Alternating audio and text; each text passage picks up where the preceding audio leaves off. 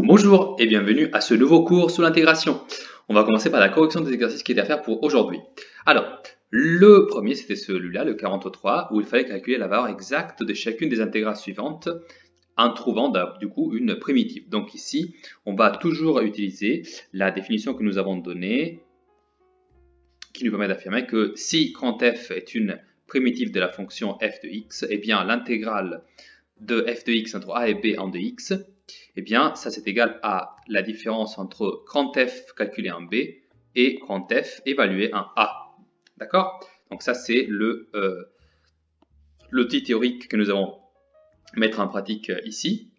Et je tiens à être précis, du coup, ce qui nous intéresse vraiment, en fait, c'est et ça c'est bien dit dans le texte de l'exercice, hein, on veut trouver une primitive, en fait, des fonctions qui sont mentionnées ici. Donc, ça va être ça notre premier objectif. Voilà. Ok, commençons par l'exercice I. Hein. Donc, pour l'intégrale I, nous avons l'intégrale entre moins 4 et moins 3 de x plus 1 divisé par... ici, vous avez du coup x au carré plus 2x, le tout au carré. Alors, regardons un peu cette expression. Hein. 1 dx, bien sûr, sinon j'oublie. Regardons bien cette expression. Vous avez que une fonction, c'est une fonction assez compliquée, mais on peut remarquer que le dénominateur, vous voyez, c'est le carré d'une fonction qui est juste, en fait, x au carré plus 2x. Or, si on fait sa dérivée, on remarque que ça fait 2x plus 2, et que ça fait bien 2 fois x plus 1. Donc, en fait, la dérivée de cette fonction, elle est presque déjà présente ici au numérateur de la fraction. D'accord? Pour faire apparaître l'entière fonction, donc 2 fois x plus 1, eh bien je vais juste multiplier et diviser par 2, c'est-à-dire que je vais écrire que cette intégrale est la même que l'intégrale entre moins 4 et moins 3 de 2 divisé par 2 fois x plus 1, tout cela divisé par x au carré plus 2x, le tout au carré, en dx. Et du coup, ici, je vais exploiter cette nouvelle écriture pour dire que du coup, ça c'est l'intégrale entre moins 4 et moins 3. Je vais faire sortir 1 demi de la fraction, fois du coup 2 fois x plus 1 divisé par x au carré plus 2 fois x, le tout au carré. Alors, l'avantage ici, c'est que maintenant, je me suis réécrit l'expression comme étant quelque chose que je peux manifestement écrire ainsi. Alors, 1 demi, c'est une constante, mais maintenant, si j'appelle u de x égale à x au carré plus 2x, ce que j'ai le droit de faire, eh ben, ici, j'ai u' de x divisé par u de x à la puissance 2. D'accord? Et ça, c'est un des cas qui était présent dans le tableau. Hein. C'est un cas où, tout simplement, vous avez on voit en fait là que ça, c'est la dérivée d'une certaine fonction qui est assez simple à trouver parce qu'en effet, ici, j'ai déjà la dérivée de u de x et donc je peux appliquer à l'envers la formule de la dérivation d'une fonction composée. D'accord? Et donc, en particulier, si vous voulez, je peux faire encore un passage et l'écrire comme moins 4, moins 3, 1 demi fois, ça c'est comme faire u de x à la puissance moins 2 fois u' de x en dx. Et donc ça, je vais l'obtenir comme la dérivée de quelle fonction? Eh bien, ici du coup, je suis vraiment juste en train de chercher une primitive de cette expression-là. Hein.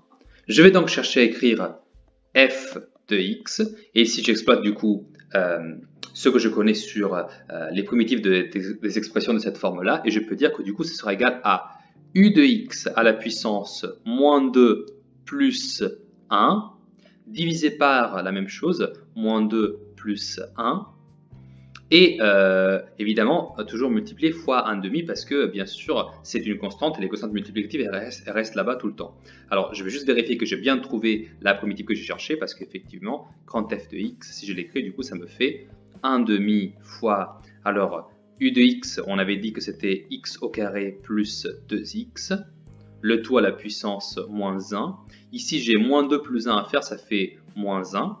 Donc en fait, ici, c'est juste un signe moins qui ressortira finalement. Et donc ça va faire 1 demi avec un moins devant. Et ici, j'ai juste, en fait, x au carré plus 2x. D'accord? Alors, si vous regardez du coup cette fonction, on peut maintenant calculer la dérivée et on doit trouver comme résultat la fonction qui était du coup petit f de x. D'accord? Ça, c'est toujours une bonne chose pour faire une vérification de ce type-là. Et donc, on peut par exemple faire f' de x et vérifier qu'on trouvera bien la même expression.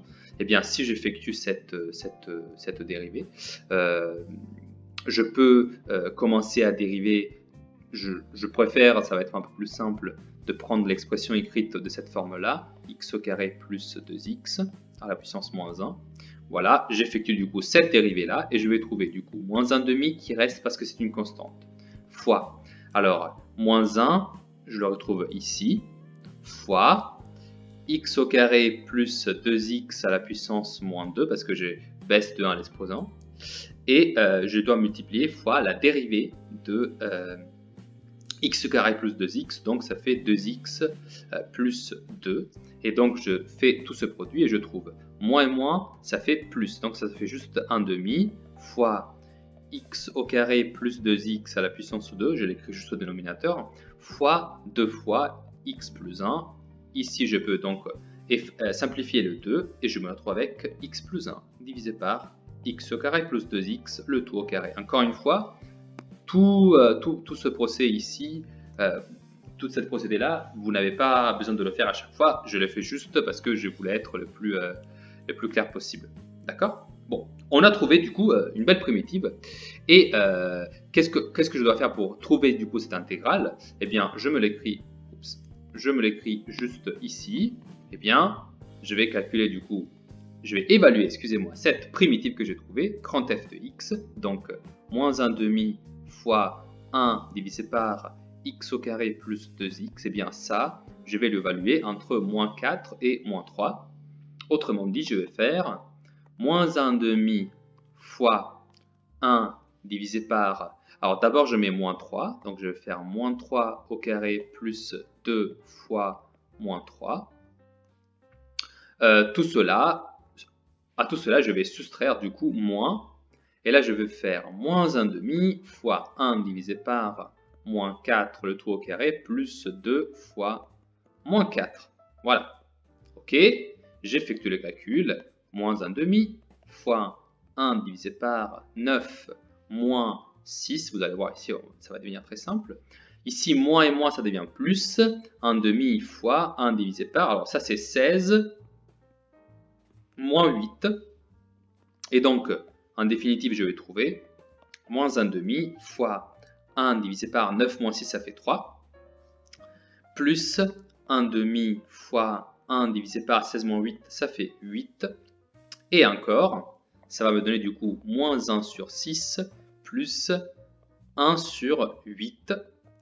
Et donc ici, je trouve, en faisant un dénominateur commun, le dénominateur commun entre 6 et 8, eh bien c'est 24. Pour obtenir le dénominateur égal à 24, j'ai multiplié 1 sur 8 fois 3, donc ici il y aura un 3. Et 6, j'ai multiplié fois 4, donc ici il y aura 4. Et donc en définitive, tout cela, ça fait moins 1 sur 24. Voilà donc la valeur de l'intégrale i. D'accord? Voilà, voici que je l'ai trouvé. Alors, c'était un calcul un peu long, mais il est vrai aussi que vous commencez à avoir vu pas mal d'intégrales, donc oui, la difficulté augmente toujours. Voilà. Je continue du coup avec l'intégrale numéro 2, hein, l'intégrale j. C'est encore un exercice assez simple, c'est juste un peu long à écrire peut-être comme dans le précédent. Ici vous avez l'intégrale entre moins 2 et 1 de u fois u au carré moins 1 à la puissance de 1 du. Donc vous voyez qu'ici la variable d'intégration s'appelle maintenant u. Ok, pourquoi pas. Sachez que je peux dire tranquillement que ça c'est la même chose que l'intégrale entre moins 2 et 1 de x fois x au carré moins 1 à la puissance 2, 1 dx. C'est la même chose parce que la variable elle est muette, c'est-à-dire qu'elle ne change pas la valeur de l'intégrale. Bon, écrivons-la avec x, ce sera plus simple, probablement il y aura moins de confusion. Et donc je remarque que si je regarde cette expression, eh bien, vous voyez, x au carré moins 1, ça a comme dérivée 2x. Alors, j'ai intérêt à la faire apparaître, donc j'écris 1 demi fois 2x, et ici x au carré moins 1, le tout à la puissance 2. Pourquoi c'est avantageux de faire, excusez-moi, pourquoi c'est avantageux de faire ainsi? Parce que maintenant, regardez, ça, 2x, c'est maintenant la dérivée de ça. Et du coup, je peux écrire que ça va être l'évaluation du coup entre moins 2 et 1 de quelle primitive? Eh bien, ce sera tout simplement x au carré moins 1 à la puissance 3 divisé par 3, le tout fois 1 demi. Alors, j'ai été un peu rapide avec celle-là, mais c'est parce qu'en fait, elle est très simple. En effet, je sais que ce que j'ai juste ici, hein, c'est une fonction composée, c'est la fonction composée x au carré moins 1, le tout au carré. Et comme j'ai sa propre dérivée juste à côté, je sais que je suis en train d'étudier une fonction de la forme u de x à la puissance 2 fois u' de x. Et une primitive de ça, c'est u de x à la puissance 3 divisé par 3. D'accord? Ça fait encore partie de notre tableau que je vous ai distribué il y a quelques semaines. Voilà. Donc, si vous voulez, vous pouvez toujours dériver cette expression pour vérifier qu'on trouve bien celle d'avant. Je me permets de avancer maintenant. Alors, du coup, si je l'évalue entre moins 2 et 1, je vais faire d'abord, du coup, 1 au carré moins 1 à la puissance 3 divisé par 6, parce que je fais 1 demi fois, donc 1 divisé par 2 fois 3, ça fait 6, auquel je soustrais, du coup, 1 demi, excusez-moi,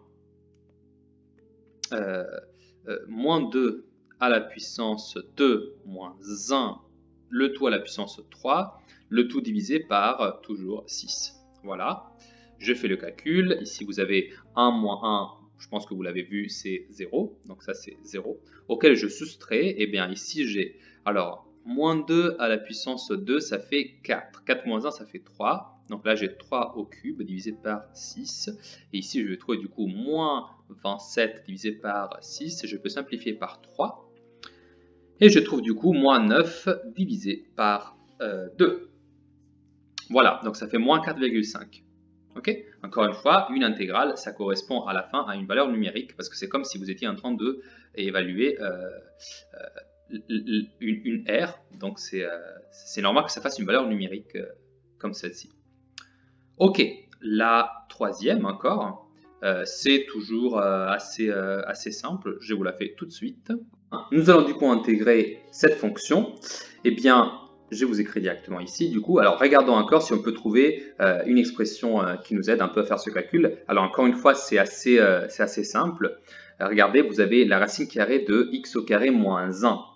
Et bien, pour ça, en fait, on voit directement apparaître quelque chose de la forme u' de x divisé par la racine carrée de u de x. Est-ce que vous le voyez? En effet, u de x, vous savez que ça fait x au carré moins 1. Et la dérivée de x au carré moins 1, c'est 2x. Donc en fait, ici à l'étage, je n'ai pas 2x, mais je peux le faire apparaître si je fais ici un 2, et si je rajoute ici un 1 sur 2. D'accord? C'est tout en fait. Une fois que j'ai écrit ça, j'ai gagné en fait. Et ici, du coup, regardez ce que j'arrive à écrire. Si je remarque cela, alors je me l'efface juste, je vous le réécris. Du coup, l'intégrale entre racine de 2 et racine de 3 de 2x divisé par 2 fois la racine carrée de x au carré moins 1 en dx. Ça, c'est la même expression, hein, je n'ai rien changé. Et bien maintenant, je peux dire que ça, c'est égal à une primitive de cette fonction, c'est-à-dire tout simplement la racine carrée de x au carré moins 1. Alors pourquoi cela? Parce que si vous dérivez ça, vous trouvez très exactement du coup 1 sur 2 la racine carrée de x au carré moins 1, toujours formule de la dérivation composée, hein, ça c'est si je dérive, et bien fois la dérivée de l'argument de la racine carrée, c'est-à-dire 2x, ce qui fait exactement ce que j'ai là. D'accord? Et donc ça, c'est évalué entre racine de 2 et racine de 3. Et donc j'obtiens comme résultat, je m'efface juste ce passage parce que ça servait juste à vous faire comprendre quelle était l'idée, mais c'est inutile pour le calcul. Et donc ici, je dois calculer la racine carrée de, alors, racine de 3 au carré moins 1, moins grosse racine de racine de 2 au carré moins 1, ça c'est un calcul assez simple, ça fait la racine carré de 3 au carré, ça fait 3, moins 1, moins, et ici j'ai du coup 2, moins 1, et donc ça fait la racine de 2, moins la racine carrée de 1, et donc ici je trouve juste racine de 2, moins 1. Donc tout cette intégrale, c'est juste égal à racine de 2, moins 1. Et enfin, je termine avec le dernier intégral qui était un peu, j'avoue, il était drôle, lui, un peu bizarre. Moins 1, 1, e à la puissance t plus e à la puissance t écrit à l'exposant. Très intéressant. Permettez-moi de le réécrire, sinon ça pourrait devenir vraiment un peu compliqué. Alors ça, c'est du coup égal à intégral entre moins 1 et 1 de e à la puissance t fois e à la puissance t. Ok, c'est ça l'idée en fait ici, regardez-le bien. Parce que, bien sûr, comme ils ont la même base, ces deux-là, c'est toujours E et E, si je fais la multiplication, ça veut dire que qu'à l'exposant, j'aurai T plus E à la puissance T. Ok. Ça, c'était encore un autre des cas qui était écrit. En effet, c'est une situation de la forme U' fois E à la puissance U. D'accord? Et ici, qui est U? Eh bien, c'est ici qu'il y a un peu la drôlerie, si vous voulez. Ici, la fonction U de x, eh bien, c'est égal à E à la puissance x. En effet, qu'est-ce que ça fait? Imaginez d'avoir du coup E à la puissance x fois E à la puissance x. Eh bien, vous voyez, vous retrouvez exactement la même expression que j'avais ici. Ok? C'est exactement la même chose.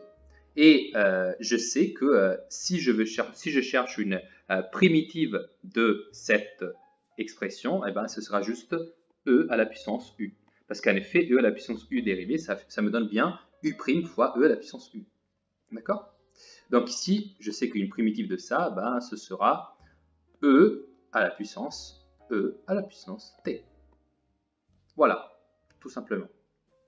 Et donc, ça sera évalué entre moins 1 et 1.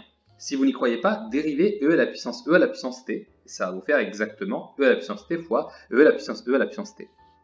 Je l'évalue entre moins 1 et 1 et je vais trouver du coup e à la puissance 1 moins e à la puissance moins 1. Autrement dit, je vais trouver e à la puissance e moins e à la puissance 1 sur e, c'est-à-dire e à la puissance moins 1. D'accord?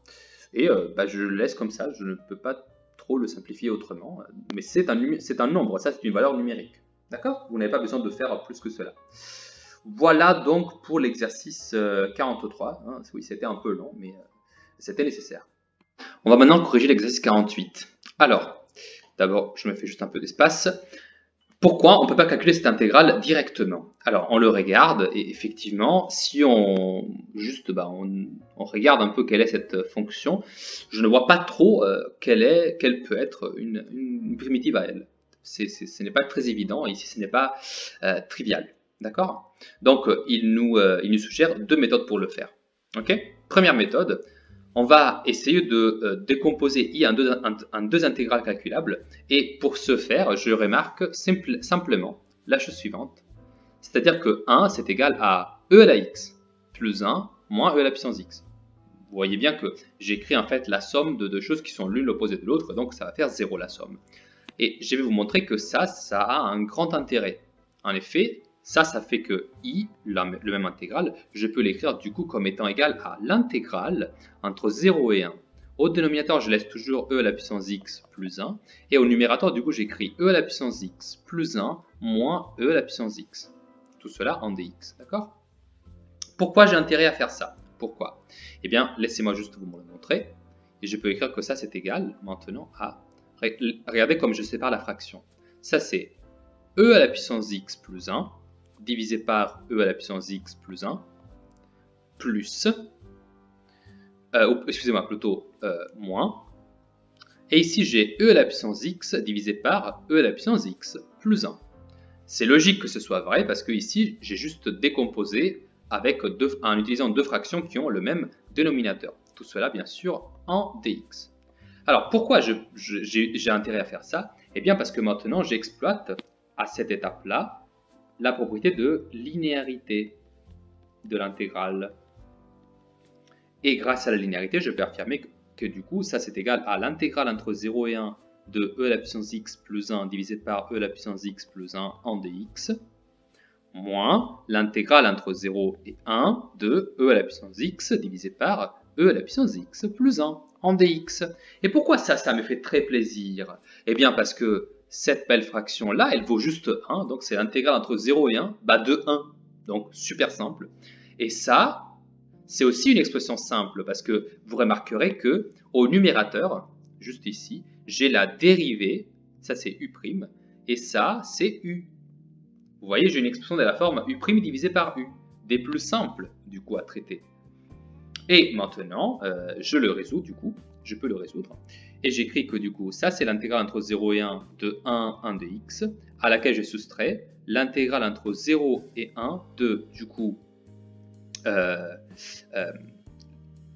u' de x divisé par u de x en dx, avec u de x étant égal à e à la puissance x plus 1. Et du coup, je connais une primitive du premier terme et une primitive du deuxième terme. Et ça fait alors, pour le premier terme, c'est une primitive juste x, calculée entre 0 et 1. Et pour le deuxième terme, c'est ln de e à la puissance x plus 1, encore une fois, grâce au tableau qu'on a déjà rencontré. D'accord? Tout cela calculé, bien sûr, encore une fois, entre 0 et 1. Et du coup, il ne me reste qu'à faire le calcul. X évalué à 1, ça fait 1, moins 0, du coup, ça c'est le premier terme. Là, je mets un moins, je mets une parenthèse pour ne pas me tromper. Et là, je vais faire du coup ln de e plus 1, parce que c'est e à la puissance 1, moins ln de e à la puissance 0 plus 1. Voilà. Et donc ici, je me retrouve avec 1 moins ln de e plus 1 plus ln de 2. Parce que e à la puissance 0, ça fait bien 0. Voilà. Donc le résultat de cette intégrale, vous voyez, c'était très simple et rapide. Une fois, regardez les choses avec un peu plus d'attention. Et une fois qu'on a pu exploiter la linéarité pour décomposer cette intégrale en deux intégrales que je peux, elles, gérer. Mais ça, ce n'est qu'une des deux méthodes qu'on vous présente pour résoudre cette intégrale. Deuxième méthode maintenant. Multiplier le numérateur et le dénominateur de 1 divisé par e à la puissance x plus 1 par e à la puissance moins x et puis calculer i. D'accord? Eh bien, faisons-le. Hein. Alors, j'ai toujours l'intégrale entre 0 et 1 de 1 divisé par e à la puissance x plus 1 en dx. Et je multiplie cela fois e à la puissance moins x au numérateur et au dénominateur. Donc ça fait égal intégrale entre 0 et 1 de e à la puissance moins x. Et au dénominateur, j'aurai du coup e à la puissance moins x qui multiplie e à la puissance x plus 1. Tout cela en 2x, bien entendu. Et là, laissez-moi faire le produit au dénominateur. Ça me donne l'intégrale entre 0 et 1 de numérateur e à la puissance moins x, dénominateur, alors e à la puissance moins x fois e à la puissance x, en fait ça veut dire quoi? Juste je vous le fais ici, petit passage, e à la puissance moins x fois e à la puissance x, ça c'est égal à 1 sur e à la puissance x, ça c'est e à la puissance moins x, fois e à la puissance x, vous êtes d'accord? Et ça fait 1. Donc ici j'écris juste 1, plus e à la puissance moins x fois 1, ça fait e à la puissance moins x, d'accord? En dx. Ok? Ça c'est juste une parenthèse, vous n'avez pas besoin de l'écrire. Vous pouvez écrire directement ça. Et maintenant, pourquoi je suis content d'avoir obtenu cette expression? Parce que regardons-la, regardons-la bien. Encore une fois, je peux reconnaître quelque chose, toujours de la forme u' divisé par u. Pourquoi? Parce que je sais que si je dérive 1 plus e à la puissance moins x, c'est quoi sa dérivée? Eh bien, sa dérivée, c'est 0, hein, plus la dérivée de e à la puissance moins x. Et la dérivée de e à la puissance moins x, c'est quoi?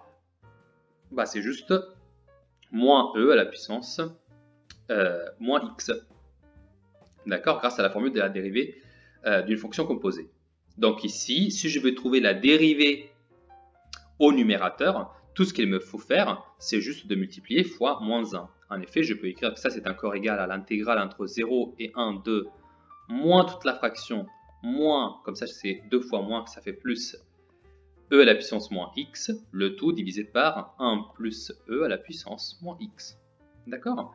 Et maintenant que j'ai remarqué ça, eh bien, je peux affirmer que 1 dx, excusez-moi, ne l'oublions jamais. N'oublions pas du coup que ça c'est égal à l'intégrale entre 0 et 1 de moins u' de x, tout cela divisé par u de x en dx avec bien sûr u de x égale 1 plus e à la puissance moins x.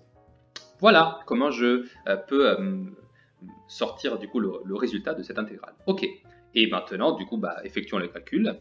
Ça fait égal du coup l'intégrale, excusez-moi, l'évaluation de la primitive. Donc il y a toujours le moins parce que n'oubliez pas une constante, ça ne change pas. On la retrouve dans la primitive et du coup ça c'est moins logarithme de 1 plus e à la puissance moins x, parce que c'était ça la formule, n'oubliez pas, évalué entre 0 et 1.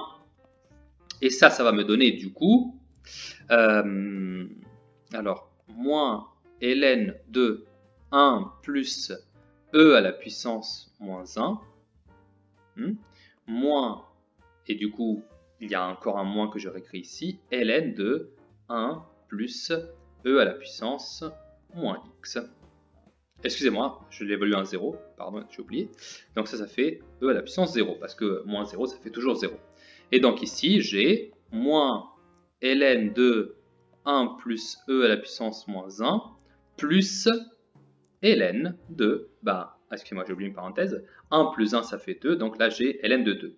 Ok, j'ai presque terminé. Laissez-moi faire un dernier passage pour vous montrer que les deux expressions, en fait, elles sont la même. Alors déjà, vous remarquerez sûrement que ln de 2, on le retrouve ici et ici. Maintenant, laissez-moi vous montrer comment je retrouve le reste. Qu'est-ce que j'ai ici? Eh bien, j'ai moins ln de, et ça c'est quoi? Ça c'est 1 plus e à la puissance moins 1, ça fait du coup 1 sur e. D'accord? Plus ln de 2. Laissez-moi vous le réécrire encore quelques fois. C'est juste une question de maquillage, arrivé à cette étape. Ça, c'est moins ln2. Alors ici, je fais un dénominateur commun. Ça fait e au dénominateur commun. Et du coup, je trouve ici e plus 1. Mais là, on remarque le logarithme d'un rapport. Et donc, je peux écrire que ça, c'est égal à moins ln de e plus 1. Et là, je mets moins ln de e, tout simplement. Plus ln de 2 ici. OK? Et du coup, avec la distribution du moins, je trouve moins ln de e plus 1, mais c'est la même chose que dire 1 plus e, pareil, plus, du coup, moins et moins, ça fait ça, ln de e plus ln de 2. Mais ça vaut combien? Ln de e à la puissance 1, du coup, ça vaut 1. Donc ça, c'est égal à moins ln de 1 plus e plus 1 plus ln de 2. Et maintenant, je vous invite à comparer les deux expressions finales que nous avons obtenues. C'est-à-dire, d'un côté, 1 moins ln de e plus 1 plus ln de 2, et de l'autre côté, la même chose en fait. Regardez, je viens de comparer ça avec ça. Eh bien, c'est la même expression. Donc, vous voyez que j'ai obtenu le même résultat par deux méthodes absolument différentes qui, a priori, n'ont rien à voir l'une avec l'autre. Voilà, très bien, je vais passer du coup à la partie cours pour aujourd'hui. On rappelle donc que notre cours s'est arrêté sur la définition de l'intégrale, excusez-moi, d'une fonction négative, d'accord? Et que si on veut calculer l'aire en rouge, il nous suffira du coup, j'espère que vous vous rappelez, de calculer l'aire bleue que j'ai ici assurée et de mettre le signe moins devant, d'accord? C'est une aire négative, mais voilà, c'est la même, d'accord? On exploitait un discours de symétrie avec les fonctions. Voilà, c'était le dernier cours. On reprend de là avec d'autres propriétés de type géométrique sur l'intégration. Et donc, je vous donne tout de suite la propriété suivante qu'on appelle la relation de Schall. Donc, propriété, on l'appelle la relation de Schall. écrit comme cela. Ce nom devrait vous rappeler quelque chose, parce que oui, vous l'avez déjà rencontré, ce cher monsieur, quand vous étiez en train de parler de vecteurs en particulier. Je vous rappelle qu'une des propriétés des vecteurs que vous connaissez, c'est que si je considère la somme AB plus BC de deux vecteurs, eh bien ça fait, je vous rappelle brièvement, c'est comme si vous aviez 3 points comme ça. Si vous faites le vecteur AB plus le vecteur BC, eh bien, quelle est la valeur de cette somme? C'est simple, c'est le vecteur AC. Et en fait, vous pouvez aussi voir un peu cette propriété comme si, vous voyez, la lettre B qui est au milieu de cette somme, étant elle la même, c'est comme si je pouvais l'éliminer, et donc il me reste les deux extrêmes, donc A et C. D'accord? Eh bien, pour les intégrales, ça va être la même chose. Et donc, on va considérer f une fonction continue sur l'intervalle, non pas AB cette fois-ci, mais AC. Et on va dire que B, c'est un point qui appartiendra à cet intervalle. D'accord? Alors, on peut écrire que l'intégrale entre A et C est de la fonction f de x en dx sera égale à l'intégrale entre A et B de f de x en dx plus l'intégrale entre B et C de f de x en dx. En fait, cette propriété-là, ça traduit une observation purement graphique que je vous fais tout de suite. Imaginez d'avoir une belle fonction, comme on la connaît. Voilà, je prends un intervalle et cette fois-ci, je prends du coup A, B et C. D'accord? Alors, vous avez compris, le sens de l'intégrale, c'est toujours l'aire identifiée par la courbe représentative de la fonction. Ça, c'est la courbe du coup de f. Eh bien, qu'est-ce que je suis en train de dire? Je suis en train de dire que toute l'aire entre A et C, autrement dit, tout ça, je peux retrouver cette valeur totale en considérant d'abord l'aire jusque-là, donc l'aire entre B et C, l'intégrale entre B et C, auquel je peux additionner également cette première partie, donc l'intégrale entre A et B. Vous voyez, c'est parfaitement logique. Tout simplement, je sépare en deux, donc la partie verte et la partie bleue, une seule aire qui était l'aire rouge que j'avais assurée au tout début. Donc l'intégrale entre A et C, c'est-à-dire la partie rouge, toute cette aire-là, eh bien je peux juste l'écrire, si je le souhaite, comme l'aire de la partie assurée en bleu clair, plus l'aire de la partie assurée en vert clair. D'accord? Et c'est parfaitement logique, parce qu'effectivement, vous voyez, je commence à 1, j'arrive à B, c'est comme si je faisais un arrêt, et puis je répartis exactement du même point, et j'arrivais jusqu'à C. C'est exactement le même discours qu'avec les vecteurs. J'espère que vous voyez le parallélisme. Ici, on est en train de dire que le vecteur AC, il peut être écrit comme la somme du vecteur AB plus le vecteur BC. Et ici, je suis en train de dire que l'intégrale entre A et C, il peut s'écrire comme la somme de l'intégrale entre A et B et de l'intégrale entre B et C. Vous voyez, c'est une propriété très simple, géométrique, basée sur un phénomène que l'on peut, je dirais, observer très simplement. D'accord? Cette propriété, elle sera très utile pour effectuer certains calculs. Ça nous simplifie beaucoup la vie dans certaines situations. Et pour la prouver, c'est très simple. On prend grand F, une primitive de petit f, et on sait que par définition de l'intégrale entre a et c de f de x en dx, et bien ça c'est égal à f de c moins f de a. D'accord? Et on sait également que l'intégrale entre a et b de f de x en dx, il est égal à f de b moins f de a, et que l'intégrale entre b et c de f de x en dx, il est égal à f de c moins f de a. D'accord? Excusez-moi, moins f de b, excusez-moi. Voilà. Mais alors, qu'est-ce qui se passe? Eh bien, on remarque que f de c moins f de a, comme ça c'est égal à ce morceau-là plus ce morceau-là. Regardez, en effet, je peux prendre d'abord celui-là, je le mets ici, et je trouve f de c moins f de b, et là je vais y additionner ce morceau-là,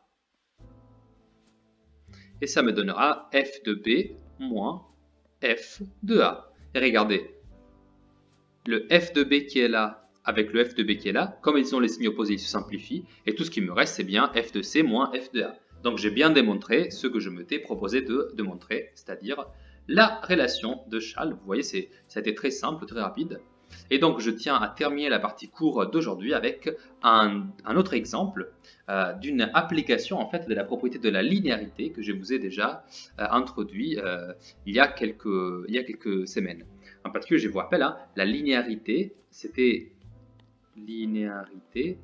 la propriété qui nous disait que l'intégrale entre a et b de la somme avec des éventuelles multiplications, hein, multiplication fois par exemple une constante, d'accord, une première constante C1 plus une deuxième constante C2 d'une deuxième fonction. Hein. Si j'ai cette situation-là, j'intègre du coup la somme de deux fonctions.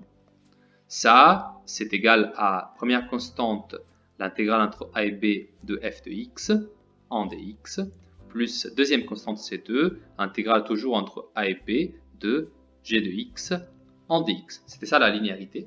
Eh bien, je vais faire pour vous l'exercice 54.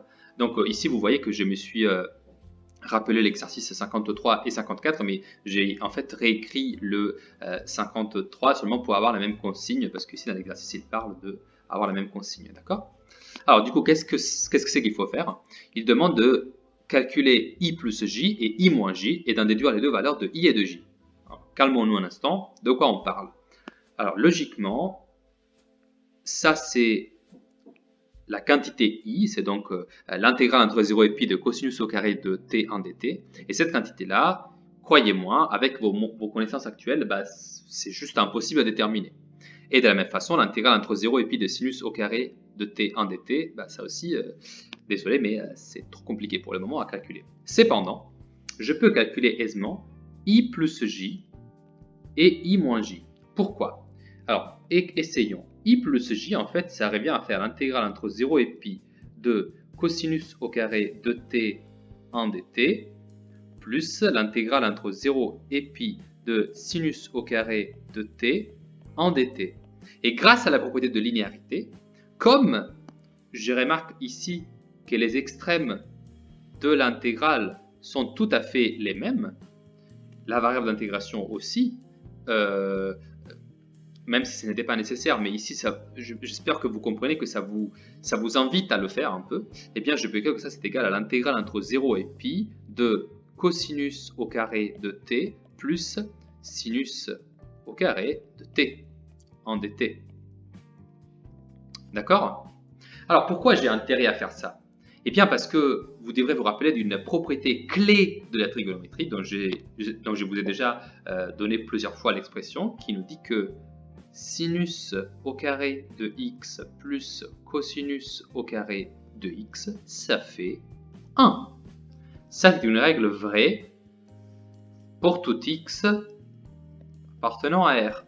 C'est magnifique. Et alors, tout cette intégrale, donc i plus j, c'est égal à l'intégrale en fait entre 0 et pi de 1 en dt. Et ça, c'est facile à calculer, c'est juste x, une primitive, évaluée entre 0 et pi, autrement dit, pi moins 0, autrement dit, tout ça, ça fait pi. Donc, je peux dire déjà que i plus j, ça fait pi. Alors après, je ne sais pas, je n'ai aucune idée de quelle est la valeur de i, quelle est la valeur de j, mais leur somme, ça fait pi. Déjà, ça, c'est très bien. Bon. Maintenant, considérons du coup la quantité i moins j. Alors celle-là, ça fait du coup l'intégrale entre 0 et pi de cosinus au carré de t en dt, moins l'intégrale entre 0 et pi de sinus de t 1 de t, sans oublier le carré ici. Ok, toujours grâce à la linéarité, je peux dire que ça c'est égal à l'intégrale entre 0 et pi de cosinus au carré de t moins sinus au carré de t, le tout 1 dt. Et là, vous vous dites, mais où est l'avantage ici? Quelle autre formule sortie du chapeau de la trigonométrie, et croyez-moi, c'est un chapeau très profond, pouvons-nous utiliser pour nous simplifier la vie? Eh bien, je vous rappelle que, en effet, il y a une jolie formule qui est la suivante. Vous vous rappelez, quand on avait dit que cosinus de alpha plus bêta, deux angles, c'était égal à cosinus alpha cosinus bêta moins sinus alpha sinus bêta. Ah tiens, il y a un moins ici, il y a deux cosinus multipliés juste là, deux sinus multipliés juste là. Mais qu'est-ce qui se passe si je fais cosinus de t plus t? Regardez, ça fait cosinus de t, cosinus du coup de t, parce que alpha et bêta ici sont tous les deux égaux à t, moins sinus de t, sinus de t. Je retrouve ici cosinus de t, le tout au carré, sinus de t, toujours le tout au carré. Voilà. Donc, si je relis la première chose que j'ai écrite, c'est-à-dire cosinus de t plus t, bien, je me rappelle que ça, c'est en fait égal à cosinus de 2t, tout simplement. D'accord? Donc, en fait, l'intégrale que j'obtiens comme i moins j, bien, ça, c'est égal à, tout simplement, l'intégrale entre 0 et pi de cosinus de 2 fois t, 1 dt. Et maintenant, je peux cette fois-ci assez facilement trouver quelle est une primitive de cette fonction. D'accord? Pourquoi? C'est très simple. Ici, vous avez le cosinus avec comme fonction argument. Donc, son argument, c'est juste 2t. Ok?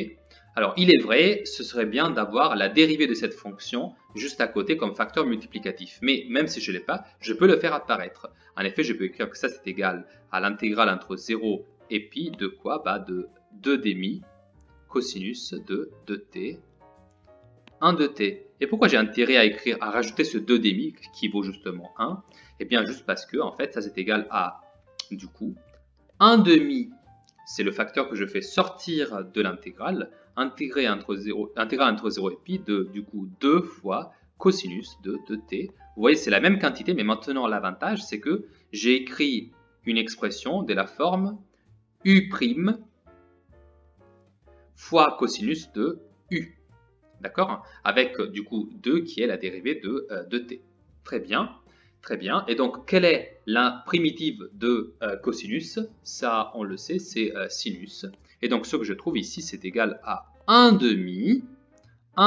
Du coup, la primitive, c'est-à-dire sinus de 2t, le tout évalué entre 0 et pi. Si vous n'êtes encore pas convaincu, juste prenez le sinus de t et calculons sa dérivée. Sa dérivée, ça va être du coup la dérivée de sinus, donc cosinus de t, l'argument je l'aurais écrit, fois la dérivée de l'argument, c'est-à-dire fois 2.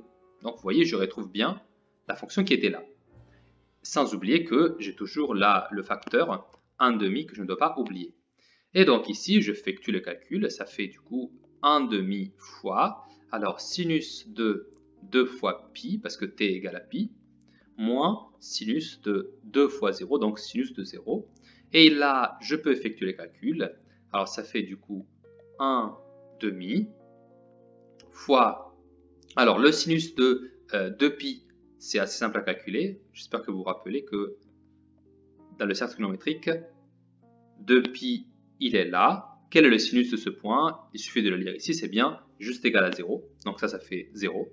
Moins le sinus de 0, c'est encore 0. Donc en fait, tout cela, c'est égal à 0. D'accord? Cette intégrale, c'est juste égal à 0. Mais alors, qu'est-ce que cela veut dire? Ça veut dire que j'ai que 1 plus i, excusez-moi, i plus j, c'est égal à pi, et que i moins j, c'est égal à 0. Mais alors, qu'est-ce que je peux en déduire? Quelque chose de très simple. Ça, c'est un système que je peux écrire être équivalent à i plus j égale à pi, ça je le laisse pareil. Et ici, j'écris du coup, bah, je porte le moins j de l'autre côté, ça va me donner du coup, bah, i égale à j. Et alors, si est égal à j, ça veut dire que la première équation devient i plus i égale à pi. Et de ça, bah, je déduis facilement que, ça c'est équivalent à dire que, si 2i est égal à pi, bah alors, i sera égal à pi sur 2. D'accord? Donc, i égale à pi sur 2. Et si i était égal à j, bah du coup, j aussi, il sera égal à pi sur 2. Donc, vous voyez, grâce à cette étude, nous sommes arrivés à déterminer les deux valeurs de i et de j. Les deux valeurs sont égales, en fait, et la valeur, c'est égal à pi sur 2. D'accord? Donc, voici pour cet exercice. Je vous l'ai montré parce que vous en aurez à faire un très similaire pour demain. Donc, je termine ici mon cours pour la journée. Je vous souhaite un très bon travail et un bon entraînement pour la suite. Bon après-midi!